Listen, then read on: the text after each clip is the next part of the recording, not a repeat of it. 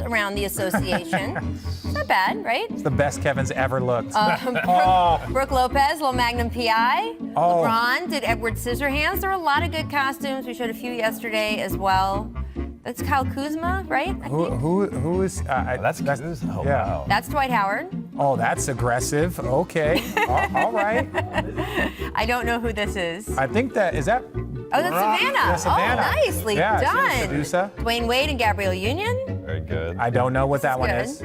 This is sad. Tells you a sad state of my life, by the way, that I did almost all of those completely off memory. Oh yeah. And The PI one is great. The Magnum PI one is good. This is awesome. This worries me. And It's actually one of the cooler things LeBron does. He gets The Halloween party. all super into Halloween. Any team he's on, they all get really dressed up. It's pretty good. Trick everything. Giannis at the line late in the second quarter, and he airballs the first one, right? Yes. And then he's, did a little practice. We're still watching this for a reason, people. Airballs the second one.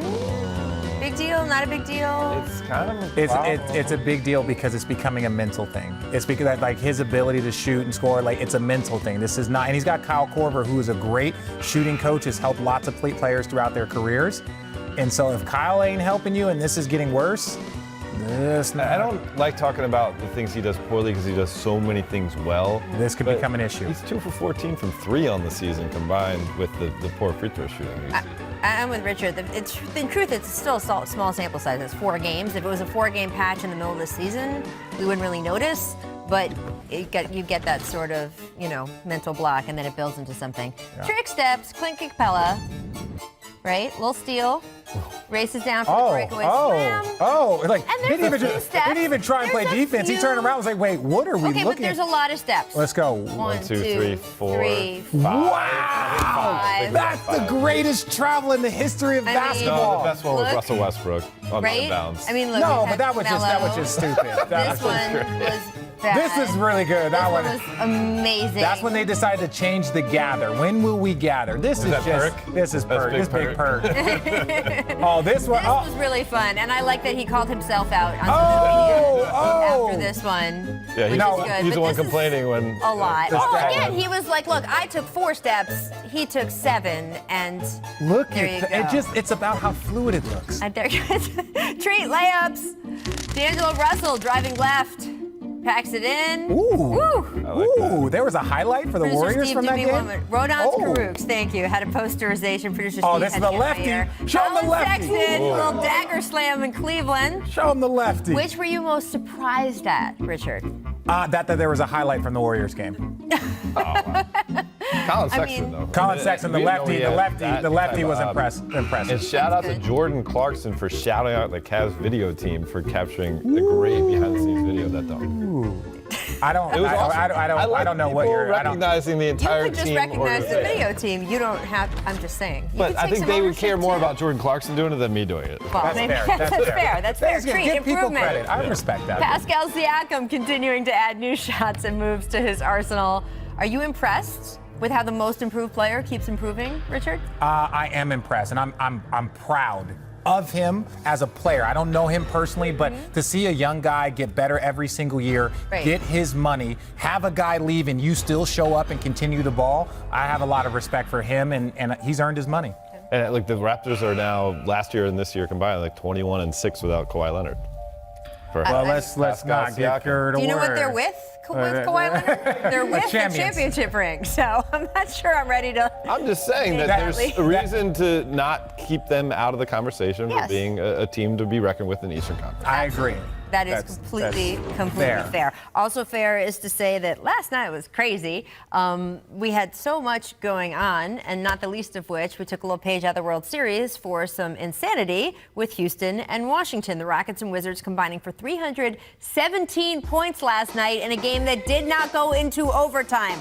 James Harden dropping 59. Bradley Beal dropping 46. Also worth noting, this was a sellout crowd for the Wizards' home opener during Game 7 of the World Series, where they also had an event over with the Nationals in their stadium, so speaks well of DC sports, recognize. The Rockets getting away with a 1-point win, but they did give up 158 points. Dave, which is a bigger deal?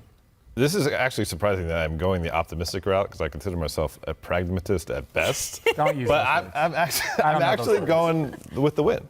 Okay. Because we're early on in the season, in the offseason, we didn't know exactly if the version of the Rockets with Russell Westbrook instead of Chris Paul would work. If you put up 159 points in a regulation game, that means that the offense is clicking early on.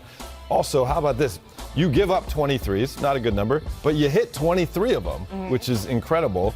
And, 59 points is 59 points. I mean, if there wasn't all these other things going on, we'd probably be leading the show with a 59-point performance and a win by James Harden. So I'm going with the win as the more significant thing. Listen, this is my thing with Houston people. I hate to tell good people bad things, but your team is not going to do much. You guys are going to be a lot of fun to watch. You're going to be a lot of fun to watch. Two teams have won a championship without a top 10 defense. I don't care. I do not care. You gave up 158 points to the Wizards, right? Two things. The Lakers, who have won 3 championships in 2001, they had the 22nd best defense, and then the Warriors. So both teams, and then the Warriors after the Kevin Durant they won. They had the 11th best defense. If you don't have a top 10, top 12 defense, you're not going to win. Giving up 158 points, that's fun for us to watch. It's great. And then come mid-April, we will no longer be talking about, the Houston Rockets. Wasn't it your Cavs team, though, in 2017 that everyone said, oh, God, the defense, they have like a 1% chance to even make the finals because the defense is ranked 100th something. And you guys did make it. That is completely different. But we're talking about playoff-proven people, though. You're talking about the Rockets have been to the playoffs. Proven. I'm just saying they're not. It's not like that. I think we're a little early to say that they can't. Okay, well then we'll continue this conversation next week and the week after and the week after, and we'll continue seeing example. They are great offensively. We just need to see more defense. If you want to win a championship, which they have all the talent and all the ability to do that, they can't be giving up 158 points to the Wizards and be like, hey, we won. It's like, but that's not going to get it done against the great teams. They also is the same team that blew a lead against Giannis, right? And with Giannis fouled out because they didn't play great defense. So, we can look at both samples and say, okay, this is fine. We know the offense is going to click and you can score. Who's going to play defense on this team when you need to get stops and you need to win a championship? Can a night like that exist in a vacuum where it's just kind of both teams were running Well, you can't say that, and it's been a 5-year vacuum. And there you go. Shut me up. David, back after that comment from Richard Jefferson, is going to take a 1-segment break because we are going to talk about the Warriors. And our Warriors reporter, Nick Friedel, is in town, and he's going to kick his Syracuse buddy, Dave, off the set for a segment. Dave will be back. The Warriors, it's not good for them. Steph Curry has a broken hand. We want to know if they should embrace the tank. We will break that down next.